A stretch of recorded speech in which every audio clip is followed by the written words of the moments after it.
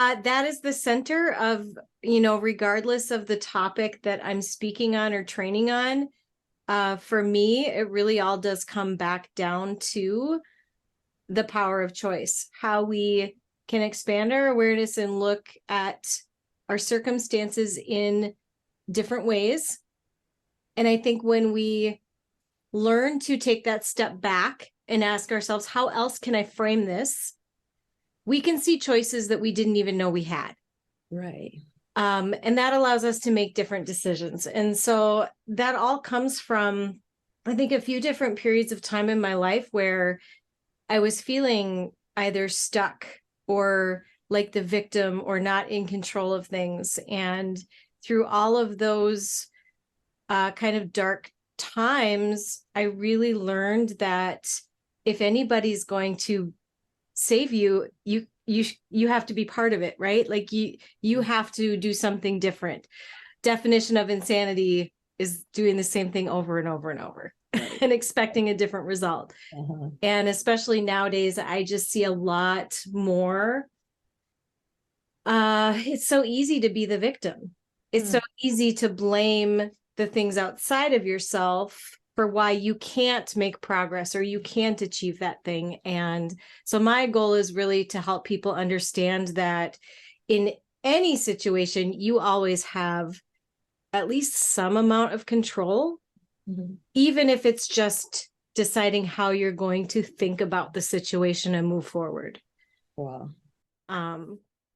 Love it. I rebel against the idea that I didn't have a choice. And it's one of those phrases that every time I hear someone say, and whether, right, like I'm not a licensed life coach, I'm not a therapist, but I always just want to say, okay, let's go sit down and talk through that. You didn't have a choice. You maybe didn't have a good choice or an easy choice, right? But I guarantee that you had a choice and maybe you didn't see it at the time. And or maybe you didn't make the right choice. Not that you didn't Right. have any.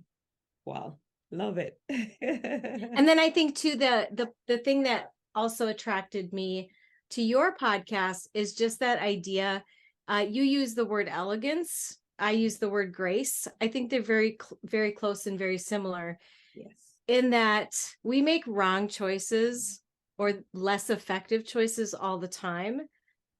It doesn't make us bad people. And so learning to have grace for yourself through the mistakes and know that you can always focus on the next choice. There's always a new choice in front of you, regardless of the bad ones that you might have made. Welcome to the True Elegance Podcast. I'm your host, Dr. Bumia Kikube, also known as Dr. B. Through solo episodes and guest sessions, we delve into the timeless qualities of style, grace, and sophistication, and uncover what makes you truly elegant. So, sit back, relax, and let's get started on this empowering journey of becoming truly elegant. Hello, Elegant Tribe, and welcome to another episode of the True Elegance Podcast, where we go beyond the glam and glitz to talk about our personal character and how we radiate true elegance by developing those true values and engaging in authentic conversations with our fabulous guests from all over the world. Today, I have with me a top-rated professional speaker, facilitator, program designer, and consultant, Lena Scullard, who is on a mission to help individuals and teams improve their confidence and sense of capability for achieving success. With this in mind, she produces live and virtual programs that inspire others to expand their awareness and own the power of choice in order to improve their outcomes. Yes. All right. Welcome, Lena. Hi, Dr. B. Thank you so much for having me. Thank you for coming on board the True Elegance Podcast. Elegance beyond just the beauty, because we know many times beauty is like natural elements, and after a while it could fade, but elegance can be developed and maintained throughout our lifetime. So I know for you, you refer to it as grace. So I just want you to talk a little bit about that before we kick off the rest of our conversation. Absolutely. I think in terms of, when you talk about elegance and you associate it, I think with that physical piece, right? The gracefulness or the physical beauty, that is something that a lot of women, I think, struggle with. And I know I struggled with it early on in my life too, wanting to be that really posh, glamorous, chic person. And I think every woman that I've ever talked to has that one kind of physical flaw that they just feel like prevents them from feeling like they are that posh, person. And I think what I learned through a lot of professional development training and really cognitive behavioral psychology that I learned in my career, not only that, but coupled, I think, with just my faith, is that strength that you can build on the inside radiates on the outside. Right. And so I think learning to build the confidence from the inside out has been a really important part of my life. So when I talk about grace, it really is the beauty of character and the beauty of that true confidence. I always say confidence is not about walking into a room and thinking that you are the best person in the room or better than anyone else. For me, confidence is being able to walk into a room and know that you are of value, and so is everyone else. Wow. I love that. I love that because when you walk into a room, even though you have to walk in confidently, you're not the only one there, and you might not be the all and in all of everything, because when you start hearing people's stories, you're like, oh, she's done amazing things too, or oh, she's high up there, or he too is high up there. But still owning that confidence, but still celebrating the uniqueness in other people. That's one thing I always talk about. There's some elements that makes each and every one of us unique, and embracing it, radiating it, could also help others to be able to step into their confidence. So I really Absolutely. Exactly. yeah. Wow, awesome. So today we'll be talking about embracing the power of choice. I know that is one of your areas of expertise. It is. Thank you. Open up about that. Like, what is choice? What power do we have to choose? Yeah, very early on in my journey, I had to learn about the power of choice. And I think the reason it's become such a prominent passion for me in the things that I speak and train about is throughout my journey, there have been periods of my life where I've relinquished my power to something outside of myself. And I felt like the victim, and I placed a lot of blame on things outside of my world. And every time I've remembered that I have this power, right? This power to choose, I get my power back, right? And I think that it feels empowering when you can realize that in any given situation, even when there are outside circumstances that are causing hard times in front of you and hard choices in front of you, you always have a choice.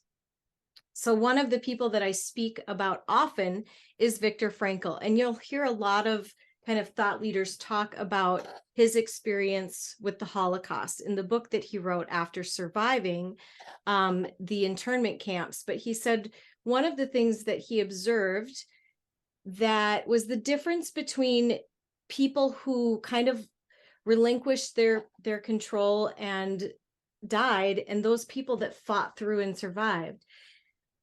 He said, between stimulus and response, we all have a space. And even when the most horrific things are happening to us, that stimulus, we have in that space the power to think about what's happening and to choose a response. And that was really powerful for me when I first read that book and I learned about that philosophy. And it really brought me back to when I was 8 years old. I was diagnosed with type 1 juvenile diabetes. And I grew up in a small town in rural Minnesota, farm community. And in 1990, that word diabetes had never even we had not heard of it. It wasn't the kind of the epidemic that it is, especially in our country in the United States. So we didn't understand what was happening to me. And after going to the hospital and getting treated and going through all the education to learn about carbohydrates and insulin and this balancing act that we were going to have to do to keep me alive, right? And for the rest of my life, there's no cure. My mom found me on the bathroom floor just crying the night before I was supposed to go back to school. And when she asked me what was wrong, in my 8-year-old not understanding mind, I said, I don't want to do this. Make it go away. I don't understand. Why did this happen? This isn't fair, right? All of those questions, I think that any of us would ask ourselves when we go through those really hard times. Mm-hmm. My mom sat down on the bathroom floor with me and she said, we don't know why this happened to you, but I can't make it go away. We are just going to have to do the best we can every day. And some days we'll make mistakes, and that will be okay. We will learn from them, and we're just going to do the best we can every day. And then she said, I'm going to make a deal with you. We are going to cry about this for 10 more minutes, and we are going to cry really hard. Wow. And then we're never going to cry about it again. And I really think that was powerful for me through all of the challenges that I went through, both as a diabetic and just as a person through the rest of my life. It's that 10 minutes, right? It's that space where we get a chance to process what's happening to us and feel all the feelings, and then choose how we're going to think and behave and act, the action we're going to take moving forward. And I think that's really powerful. Wow. That is really powerful. And I'm sitting here, just picturing that moment with your mom in the bathroom and everything. And, it's so interesting because this week for my podcast episode, I just released the episode talking about embracing the seasons of life with elegance and grace. And, I was talking about, of course, life happens. Sometimes you can't predict it. Like, how would you have known at 8 years old that diagnosis will come through? But the power that your mom gave into your hands at that point, you want to talk about that some more? Yeah, just how life-changing that was for it to be okay, right? For her to be, it wasn't what are you crying for? We're not going to cry about it. Stop that. It wasn't that kind of thing. It was I acknowledge that this is very hard and that there are a lot of big emotions here and we need to get them out.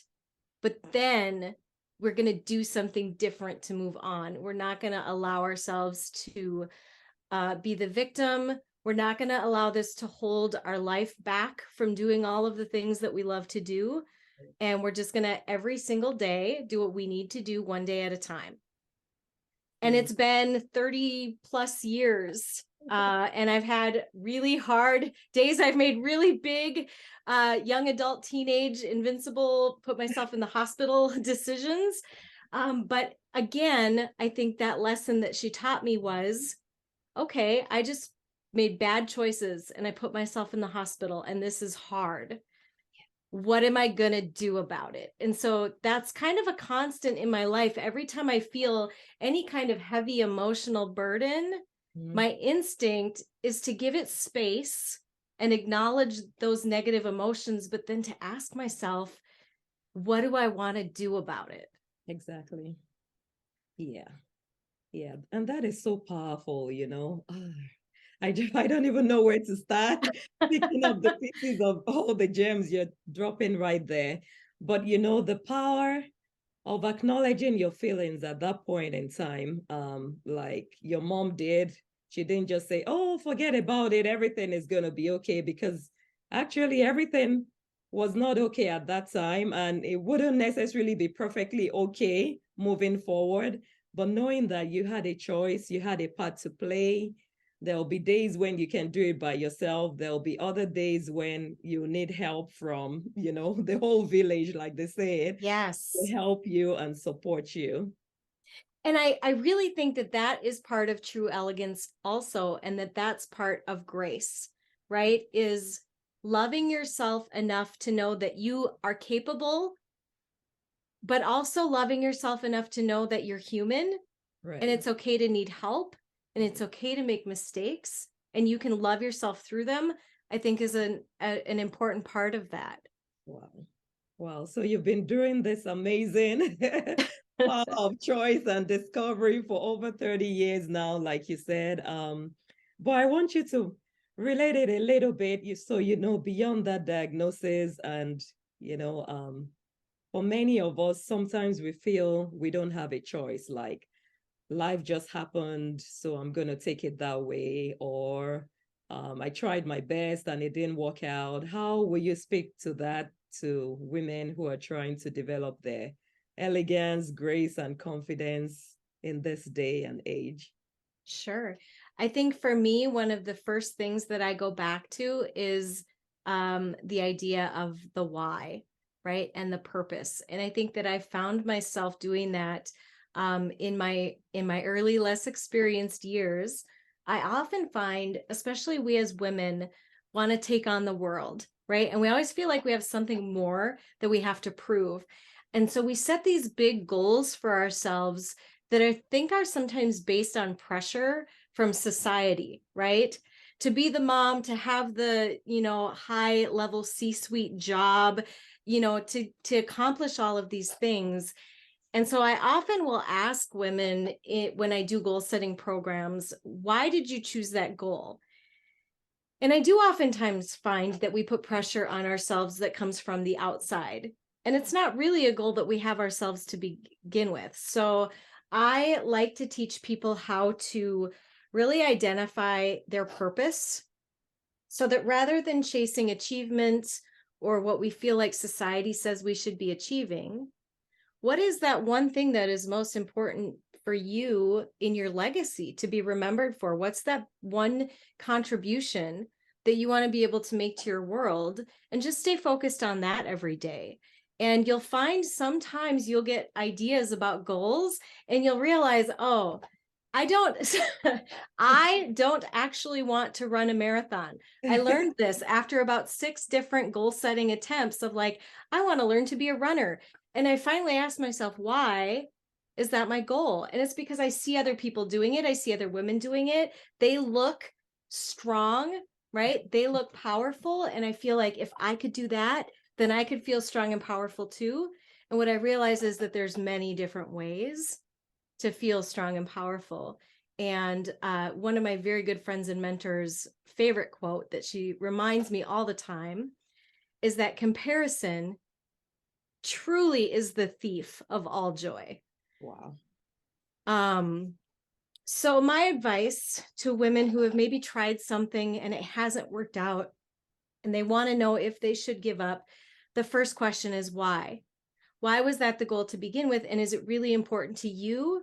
Or are you trying to be something under the pressure that we feel from society? And then my next question is then, if yes, it is important to you, my question would be, what can you do differently than you did last time to try to get a different result? Because you can't just try it the same way or you'll get the same result. Right. Most often.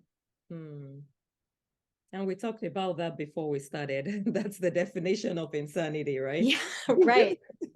Especially when it's not yielding a positive result or moving you in the direction of your why, your purpose, your dreams. Yes. Right. Yeah, we tend to have so much more energy to put into things when we have the passion behind it, when it really comes from within, I feel. Right. Wow, those are really defining points, trying to figure out your why, because then you can measure what you're doing every day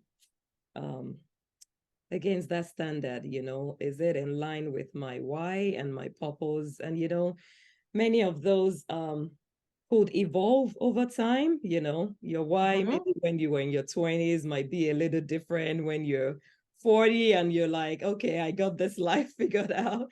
Or Absolutely. for your career versus regular life. Yes. Yeah. Yeah.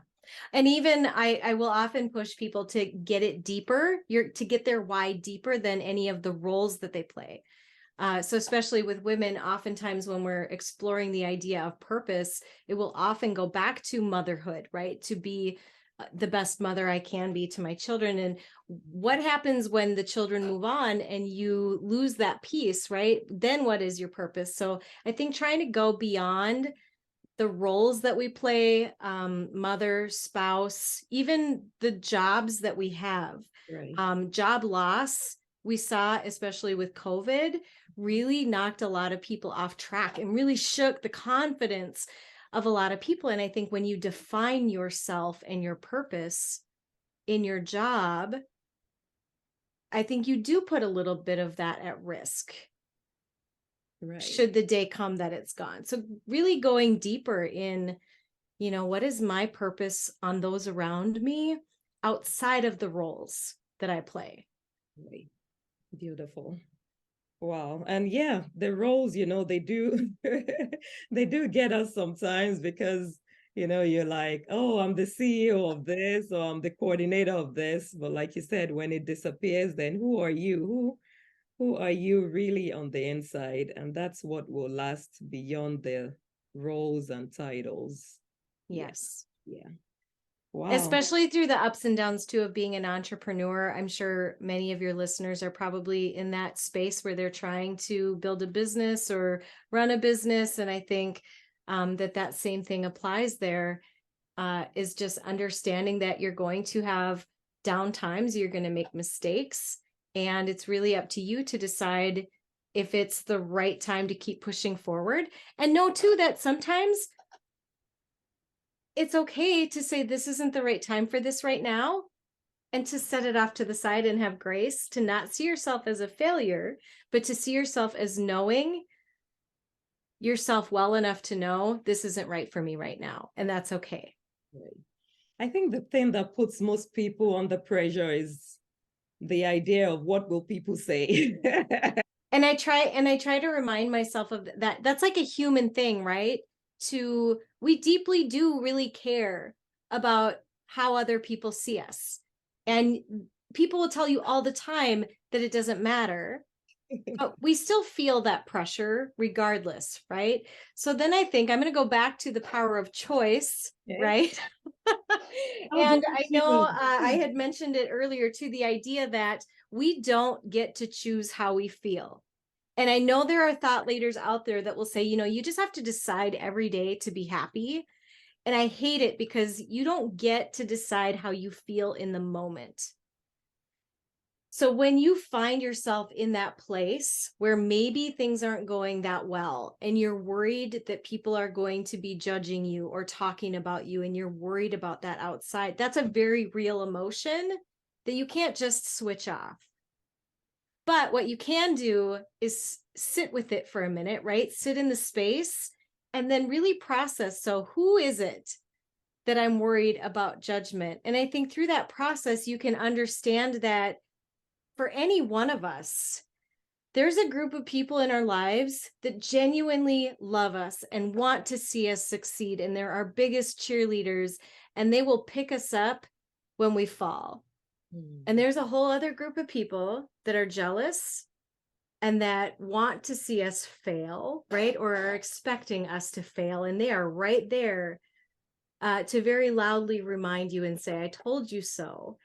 And I think when you sit with that emotion and that feeling, reminding yourself that that group that wants to see you fail, their opinions don't add or detract from your value as a human being if you have that internal true elegance, that confidence. Wow. And it's hard. And I think we often want to beat ourselves up for having the emotions that we are told not to have. And I really think that the power is in acknowledging, wow, I'm feeling very worried right now about being judged. I'm feeling very worried about getting other people's approval. And then just being able to sit and process that and what it means.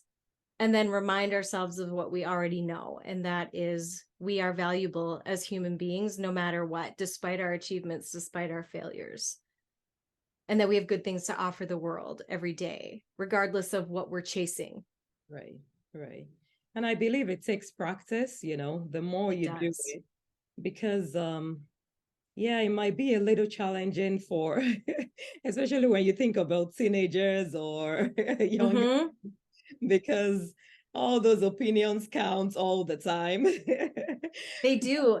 And I truly believe that, stretching that space between what's happened to you and your emotions and how you decide to move forward is like the same way a marathon runner trains for a marathon or a weightlifter trains for you have to start with small emotions, small triggers, and make small stretches. I think it's very hard for people when they are not used to that to be in a position where they feel very strong emotion and to be able to find the space. It's hard to find the space with the big stuff if you haven't practiced. Right. So practice, practice, practice. Practice with the little stuff, the people that cut you off in traffic, right? Like catch those little daily stressful emotional triggers. Yeah. I catch myself doing it all the time with like dirty socks on the floor. And I feel that. And then like, whoa, where is that anger coming from? Why am I feeling that way about this thing? And those are the little things that I try to encourage people to practice with. The dirty socks. Oh my God. That woman in line that you think gave you a dirty look, and like like stopping yourself and saying, okay, was it real? Was it just perceived? Why does it matter to me? All of like that processing. Does it really matter? Like, what impact does it have on your life if you just move on and ignore it? Yes. Wow. I can't remember the author, but he talks about the rule of fives, right? To ask yourself, is this going to matter 5 minutes from now? Is it going to matter 5 months from now? Is it going to matter 5 years from now? And what we find is most of the things that trigger us don't even matter 5 minutes later. That's a good rule. So just think about it. If it's not going to matter in 5 minutes, then just let it go. Let it go. Let it go. Wow. Awesome. All right. So what are a few tips, in wrapping up for women to continue to live in the moment, build up their self-confidence as they embrace the power of choice? My tips are, I think, to get comfortable spending time alone with yourself and your thoughts. When I went through the confidence journey, and I went through probably a 10-year period of my young adult life with almost no self-esteem and no self-confidence.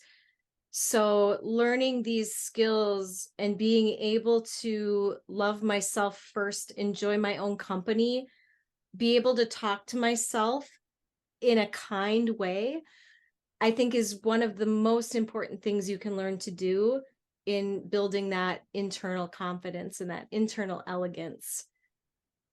I think when you are comfortable with yourself and you love yourself and you can go to bed at night feeling like you are a positive light in the world, it allows you to be a positive light for others and build confidence in others. That's my big tip. Like, spend time alone with your thoughts so that you can be kind to yourself and love yourself. I love it. And we all need that love, grace, anything we can to value ourselves and show up authentically wherever we find ourselves. Beautiful. Yes. Well, Lena, thank you so much for your time today. It's been great connecting with you. I just want you to share with the audience beyond today, how can they stay in touch with you? I would love to connect on social media. So I spend most of my time between Facebook and LinkedIn. And I think one of the easiest, I'm the only Lena Scullard on the internet. So if you Google me, you will find me. And all of my handles are just at Lena Scullard. So whatever social media platform you're on, look for me. You'll likely find me there. I also do have a YouTube channel called Stitch It Up. And Stitch It Up is my mantra of how I process my emotions when I'm in that space. And it's one of my signature programs that I teach to others. So if you're interested at all in more of this kind of mental work, I would encourage your listeners to follow my Stitch It Up channel on YouTube. Beautiful. So we'll be sure to include that in the show notes. Thank you so much for showing up with elegance and grace today, and we'll be in touch. Thank you for putting this topic out into the world, because I think we need more of it. Beautiful. Thank you, Lena. Thank you. Be sure to subscribe so you'll be the first to be notified of every new episode. Leave a review and share this podcast with that elegant lady in your life. This is a space where we can come together to empower and inspire each other and leave feeling elevated and enlightened. See you in the next episode.